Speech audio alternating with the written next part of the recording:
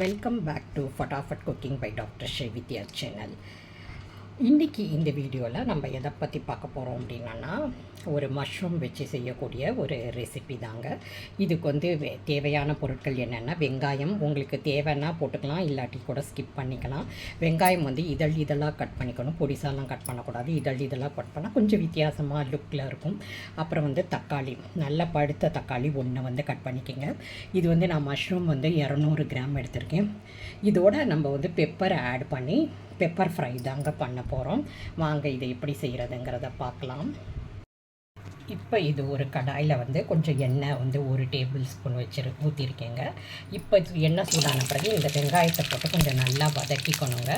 நல்லா வதங்கணும், அதுதான் முக்கியம். ஏன்னா இந்த ரெசிபி செய்கிறதுக்கு மேக்ஸிமம் 10 நிமிஷம் கூட ஆகாது. அதனால் உங்களுக்கு டைம் எடுத்து நீங்கள் நல்லா பொறுமையாக செஞ்சோன்னா டேஸ்ட்டாக வரும். இதை நல்லா வதக்கிக்கணும். ரொம்ப வெங்காயம் போட்டாலும் டேஸ்ட்டு மாறிடும், அதனால் கொஞ்சமாக போட்டிங்கனாலும் போதும். இப்போ வெங்காயம் ஓரளவுக்கு பொன்னிறமாக வதங்கிடுச்சுங்க. இந்த ஸ்டேஜில் நம்ம தக்காளி போட்டுக்கலாம்.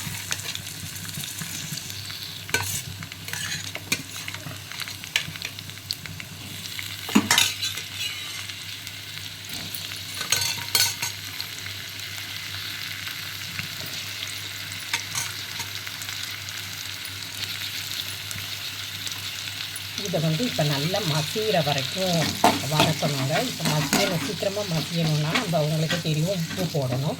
உப்பு போட்டுட்டு நல்லா மசிச்சுக்கலாங்க. இப்போ நல்லா தக்காளி வந்து குழஞ்சிருச்சுங்க. இந்த டயத்தில் வந்து நம்ம வந்து மஷ்ரூமை போட்டுக்கலாம். மஷ்ரூமை போட்டுட்டு 2 வதக்கினாலும் போதும், தண்ணியெல்லாம் ஊற்ற தேவையில்லை. மீன் வயல் இதுக்கு வந்து மஞ்சள் பொடியும் போட்டு கலந்துக்கலாம். ஃபஸ்ட்டு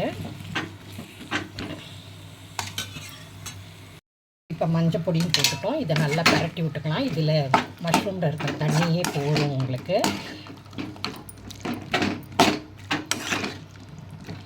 இது ஒரு 2-3 மினிட்ஸ்லேயே ஆகிடும். அதனால் ஃபாஸ்ட்டு நான் செய்யக்கூடிய முக்கால்வாசி ரெசிபிஸ் எல்லாமே ஃபாஸ்ட் அண்ட் ஈஸி ரெசிபிஸ் தான். அதே சமயத்தில் ரொம்ப ஹெல்த்தியான மெத்தடில் தான் நம்ம ப்ரிப்பேர் பண்ணுறோம். இது வந்து ஸ்டீமிங் செய்ய தேவையில்லை, ஏன்னா இது வந்து 2-3 நிமிஷத்துலேயே வெந்துடும். ஸ்டீமிங் பண்ணிங்கன்னா ரொம்ப வெந்துடும், நல்லா இருக்காது. அந்த கொஞ்சம் க்ரன்ச்சி ஃபீலிங் இருக்கணும் இந்த ரெசிபிக்கு, அப்போ தான் நல்லாயிருக்கும். நல்லா மஷ்ரூம் வந்து வந்துருச்சு. ரொம்ப வேக விடக்கூடாது. இந்த ஸ்டேஜில் உங்கள் காரத்துக்கு ஏற்ற மாதிரி பெப்பர் பவுடர் போட்டுக்கணும். போட்டுட்டு மிக்ஸ் பண்ணிக்கிங்க.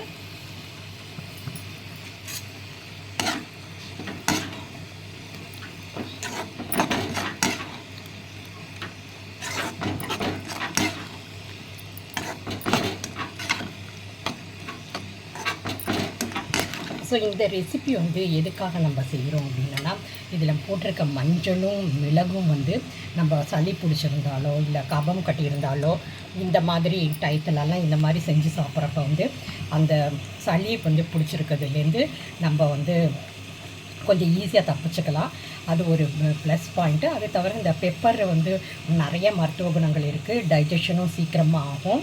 அதனால் இந்த மாதிரி ரெசிபீஸ் எல்லாம் உங்களுக்கு உடம்பு சரியில்லாதப்பையோ இல்லை மழை காலத்துலையோ செஞ்சு சாப்பிட்றப்ப நீங்கள் ரொம்ப ஹெல்த்தியாக இருக்கலாம். அப்புறம் கடைசியாக வந்து நம்ம கருவேப்பிலை தூவி அடுப்பு ஆஃப் பண்ணிடலாம்.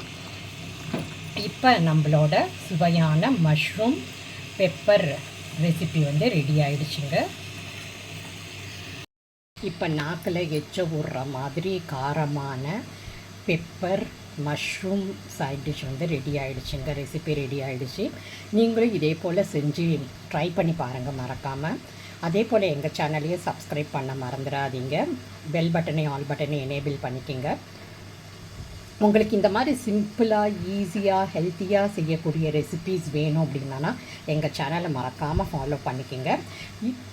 உங்கள் வேல்யூபிளான டயத்தை ஸ்பெண்ட் பண்ணி எங்கள் வீடியோஸை பார்க்குறதுக்கும் கேட்குறதுக்கும் ரொம்ப நன்றிங்க. மேலும் ஒரு புதிய ரெசிபியோடு உங்களை நான் வந்து மீட் பண்ணுறேன். அது வரைக்கும் உங்களிடமிருந்து விடை பெறுவது உங்கள் டாக்டர் ஸ்ரீவித்யா. நன்றி, வணக்கம்.